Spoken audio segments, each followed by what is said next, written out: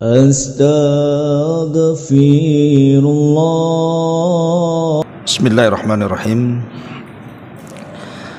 Bihamdillahi wassalatu wassalamu ala rasulillah wa ala alihi wa sahbihi wa mawalah wa la hawla wa la quwata illa billahi wa ba'du. Taib, kita lanjutkan kitab yang kita bahas, kitab Al-Qawaidul Arba'.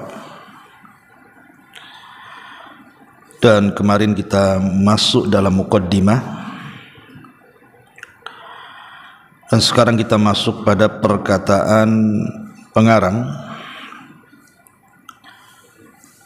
Qala al-muallifu rahimahullahu ta'ala, berkata pengarang, semoga Allah merahmati beliau, i'lam arsyadakallahu li ta'atihi.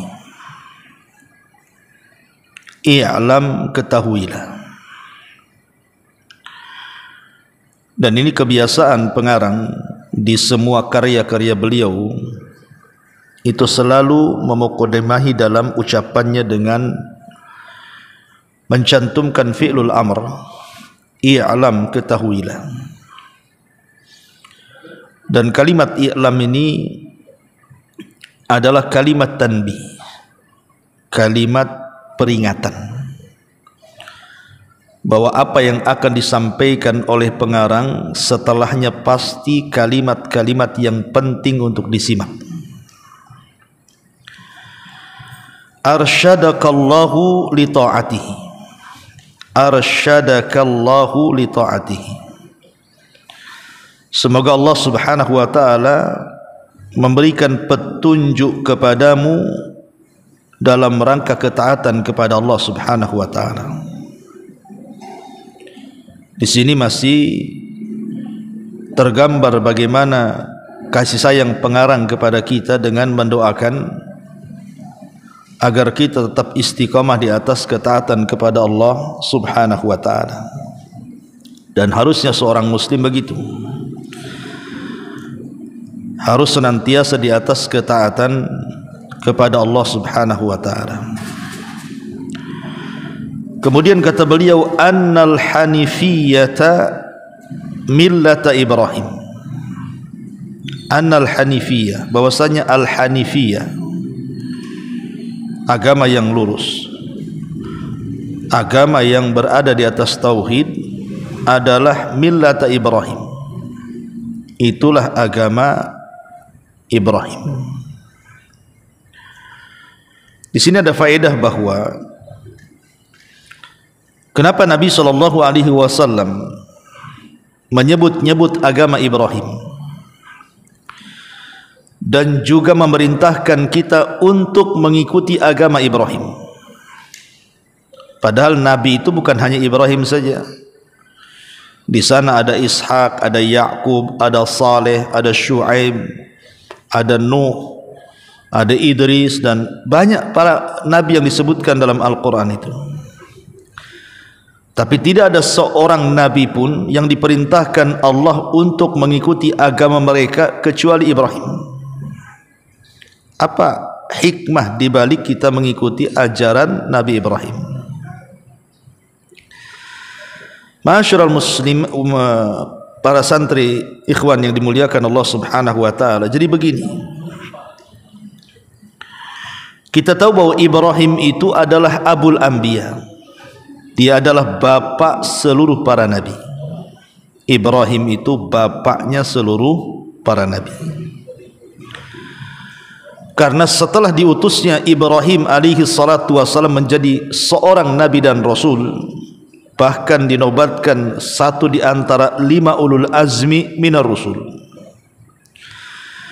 maka nabi-nabi setelahnya, nabi-nabi setelah Ibrahim itu nasabnya semua dari jalur Ibrahim.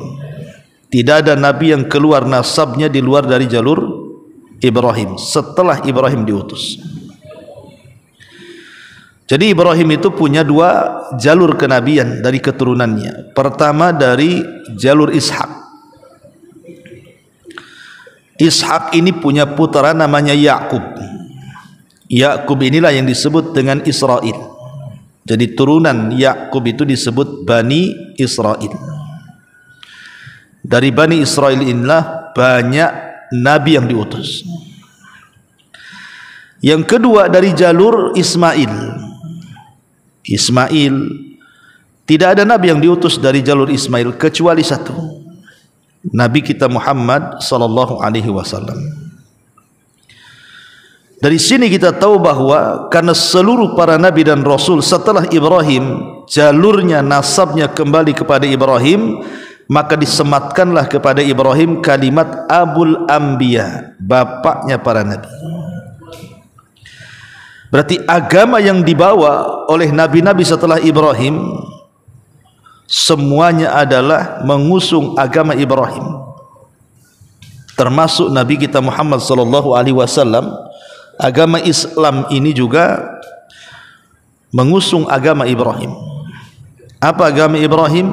At-tauhid, sama-sama mendakwahkan tauhid. Makanya dia juga disebut pelopor tauhid. Ya. Kalau antum bicara soal kisah Nabi Ibrahim dalam sejarah yang dicantumkan dalam Al-Quranul Karim, hampir semua sejarah Ibrahim sejak kecil sampai dia tua itu cerita tentang perjuangan membela tauhid. Mulai dari menghancurkan patung-patung Namrud sampai akhirnya terjadi pembakaran terhadap Ibrahim, kemudian ditampakkan mukjizat Ibrahim tidak terbakar, sampai akhirnya mendatangi para penyembah matahari, bulan dan bintang, kemudian membatalkan sesembahannya, sampai melakukan pengorbanan yang tidak terpikir siapapun seorang ayah menyembelih putranya semata-mata karena menjalankan perintah Allah Azza wa Jalla. Dan banyak lagi menunjukkan bahwa Ibrahim itu pelopor tauhid. Dan agama yang dibawa Rasul kita juga agama tauhid. Makanya kemudian kita disuruh untuk mengikuti agama Ibrahim. Bahkan terang-terangan Nabi SAW itu mengatakan kepada umatnya agar kita mengikuti agama Ibrahim pada zikir pagi dan petang. Bahkan pada salat-salat kita ketika tasyahud, kita bersalawat dengan salawat Ibrahimiyah. Allahumma salli ala Muhammad wa ala ali Muhammad kama sallaita ala Ibrahim wa ala ali Ibrahim innaka Hamidum Majid. Apalagi posisi Ibrahim itu satu-satunya yang disebut dengan Khalil. Khalil itu kekasih Allah. Satu-satunya yang disebut Khalilur Rahman, kekasih Allah, adalah Ibrahim. Walaupun Nabi sendiri disebut Khalil juga, tapi nama yang disematkan Khalil itu kepada Ibrahim. Sama dengan Kalimur Rahman, Nabi yang berdialog langsung dengan Allah tanpa perantara disematkan kepada Nabi Musa. Padahal yang berdialog tanpa perantara itu 3 Nabi. Pertama Nabi Adam di sorga, yang kedua Nabi Musa di Bukit Saina, dan Nabi kita pada peristiwa Isra Mi'raj. Jadi Nabi yang pernah bicara langsung dengan Allah itu 3 Nabi, Adam, Musa, kemudian Nabi kita Muhammad SAW. Tetapi yang disematkan Kalimur Rahman, Nabi yang berdialog dengan Allah tanpa perantara, berhadap-hadapan secara langsung, adalah Nabi Musa. Nah, sama juga dengan kalimat Khalil, kekasih Allah Subhanahu wa taala, itu lebih disematkan kepada Ibrahim, padahal Rasul kita juga disebut Al-Khalil. Apalagi bangsa Arab sendiri itu nasabnya sampai kepada jalur Ibrahim. Makanya di sini pengarang rahimahullahu taala mengatakan annal hanifiyah. Hanifiyah itu artinya seseorang yang berpaling dari kesyirikan dan menghadap tauhid, itu disebut hanif namanya. Orang yang berpaling dari kesyirikan kemudian menghadap tauhid, dalam bahasa Arabnya disebut al-hanif. La hanif ini adalah millata Ibrahim, agamanya Nabi Ibrahim. Kemudian kata pengarang di sini, an ta'budallaha wahdahu mukhlishan lahuddin. Bahwa agama Ibrahim adalah agama di mana engkau beribadah kepada Allah, an ta'budallah, engkau beribadah kepada Allah wahdahu, semata-mata hanya untuk kepada Dia, mukhlisan, dengan penuh keikhlasan, lahu, kepada Allah, ad-din, kita berikan semua ketaatan dan ketundukan kepadanya. Inilah makna daripada millata Ibrahim, beribadah kepada Allah, tidak menyekutukan Allah, dan menundukkan seluruh ketaatan hanya diberikan kepada Allah Subhanahu wa taala, alias at-tauhid. Kemudian kata beliau, wa bidzalika, karenanya amarallahu, Allah perintahkan, jami'an nas, seluruh manusia, wa khalaqahum laha, dan Allah ciptakan mereka karena tauhid. Mana ayatnya? Allah berfirman dalam surah Az-Zariyat ayat 56, wa ma khalaqtul jinna wal insa illa liya'budun, tidaklah aku ciptakan jin dan manusia kecuali disuruh untuk mentauhidkan Allah Subhanahu wa taala. Jadi hakikat Allah menciptakan kita ini untuk mentauhidkan Allah. Itulah perintah dari Allah Subhanahu wa taala, dan itulah seagung-agungnya perintah dari Allah Subhanahu wa taala adalah tauhid, sebagaimana larangan sebesar-besar larangan adalah kesyirikan, lawan daripada tauhid. Berarti kalau kita tahu bahwa tujuan kita diciptakan untuk mentauhidkan Allah Subhanahu wa taala, maka kita dilarang untuk menyekutukan Allah dengan apapun, baik dari makhluk bendanya ataupun makhluk yang berakalnya, ya. Kemudian kata beliau, fa idza arafta, kalau engkau mengetahui, annallaha, sesungguhnya Allah, khalaqaka, menciptakan engkau, li ibadatihi, untuk beribadah kepada Allah, fa'lam, ketahuilah, annal ibadata, sesungguhnya ibadah, la tusamma ibadatan, tidak dianggap sebuah ibadah, illa ma'at tauhid, kecuali disertakan tauhid di dalamnya. Kama anna salata la tusamma salatan illa ma'at taharati, sebagaimana salat tidak dikatakan salat kecuali disertakan taharah di dalamnya. Di sini muallif ingin memberikan percontohan kepada kita tentang peran tauhid dalam sebuah ibadah. Kata beliau bahwa kedudukan tauhid di atas ibadah itu sama dengan kedudukan taharah di atas salat. Saya ulang, kedudukan tauhid di atas ibadah itu sama dengan kedudukan taharah di atas salat. Sebagaimana salat bisa batal ketika tidak taharah, maka ibadah juga bisa gugur karena tidak ada tauhid. Bahkan lebih parah, gugurnya tauhid di atas ibadah dengan gugurnya taharah di atas salat. Karena kalau orang salat kemudian dia tidak wudu, paling tinggi tidak sah salatnya. Tapi kalau seseorang itu beribadah kepada Allah tanpa tauhid, maka dia terjerumus kepada kesyirikan, kekufuran, ya. Makanya kata Syekh di sini, fa'lam annal ibadata, ketahuilah bahwasanya ibadah itu la tusamma ibadatan, tidak dikatakan sebuah ibadah illa ma'at tauhid, kecuali sertakan dengan tauhid. Kama anna salata la tusamma salatan illa ma'at taharah, sebagaimana salat tidak dikatakan salat kecuali sertakan taharah. Jadi kalau antum sedang salat, sudah wudu nih, tiba-tiba kentut dalam salat, maka batal salatnya. Kenapa? Hilang taharahnya. Begitu juga orang yang beribadah, ketika kemudian ibadah itu disertakan kesyirikan di dalamnya, maka selain tertolak ibadahnya, dia bisa terjerumus kepada kesyirikan dan kekufuran. Kemudian kata beliau, dari sini kita tahu apa? Beliau bukan sedang membicarakan syirik kecil. Ingat ya, kata-kata beliau di sini Syekh Muhammad bin Abdul Wahab tidak sedang membicarakan syirik kecil, tapi sedang membicarakan syirkul akbar.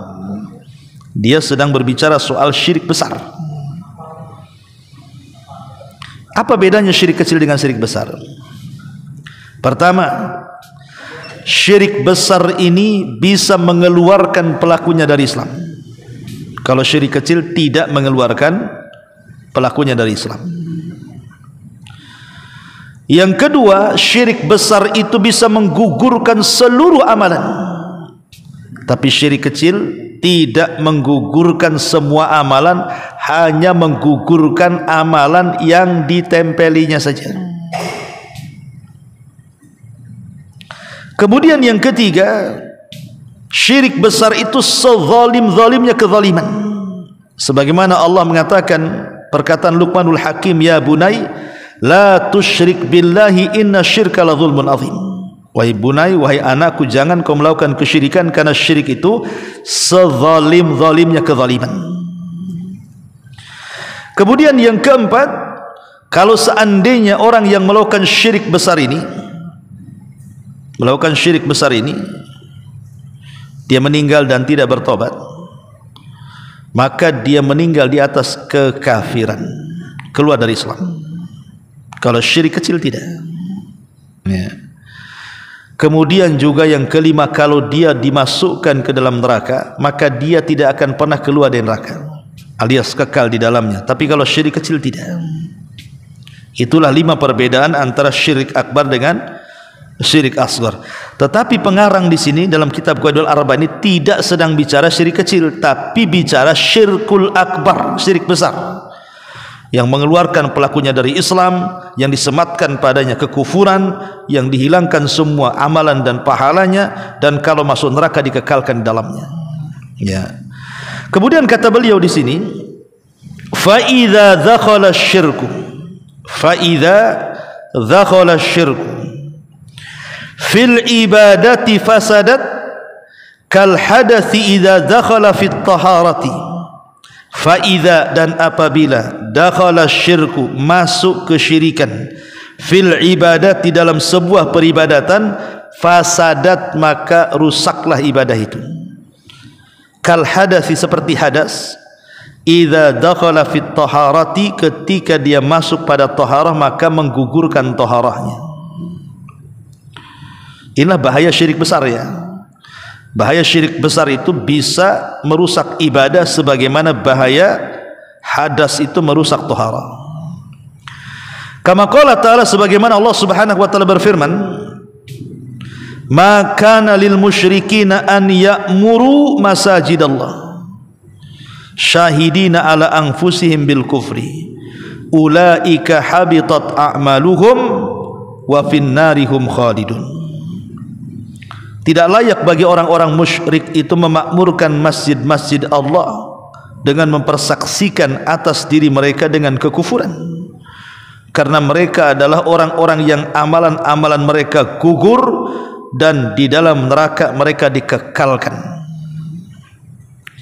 Kemudian kata Syekh di sini, fa idza arafta, kalau engkau sudah tahu, anna syirka, bahwa kesyirikan itu, idza khalatal ibadah, apabila bercampur dengan ibadah, afsadah, bisa merusaknya, wa ahbatal amal, bisa menggugurkan amalnya, wa sara sahibuhu minal khalidina finnar, wa sara, dan menjadi sahibuhu, pelakunya, minal khalidina, termasuk orang-orang yang dikekalkan finnar, dalam neraka. Arafta, engkau mengetahui, anna ahamma ma'alaika, maka yang paling penting, kewajiban engkau, ma'rifatu dzalika, untuk mempelajari perkara-perkara itu, tauhid dan kesyirikan. La'allallaha an yukhallisaka min hadhihi syabakah, la'allallah, semoga Allah dengan mengenal apa itu tauhid, apa itu syirik, bisa yukhallisaka, melepaskan kamu, min hadhihi syabakati, dari jala-jala, jaring-jaring, wahiyya syirku billah, yaitu kesyirikan kepada Allah Azza wa Jalla. Jadi secara global di sini mu'alif rahimahullahu taala ingin menjelaskan muqaddimah tentang bahaya kesyirikan, dan beliau fokuskan kepada syirkul akbar, ya, bukan syirkul asghar, ya, syirik besar,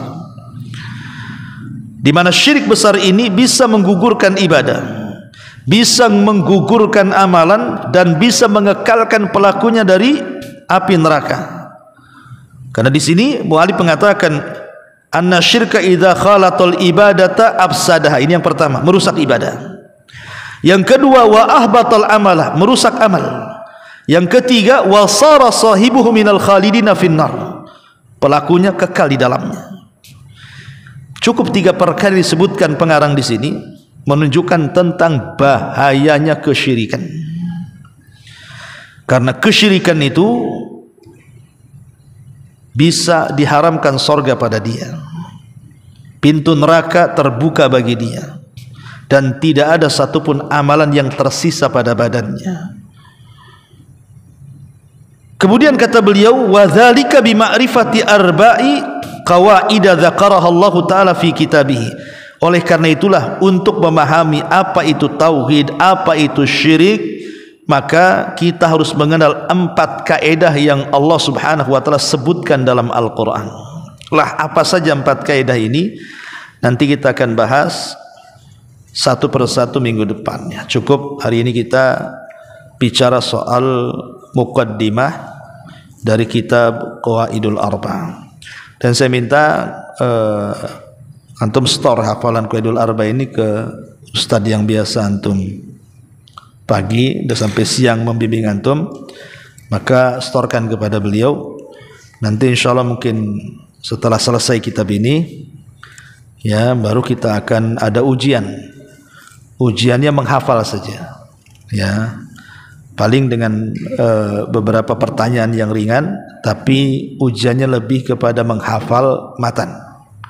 Jadi kalau selesai kitab ini, nanti kita akan ujian matan Qawaidul Arba'. Wallahu a'lam. Subhanaka bihamdika asyhadu an la ilaha illa anta astaghfiruka wa atubu ilaik.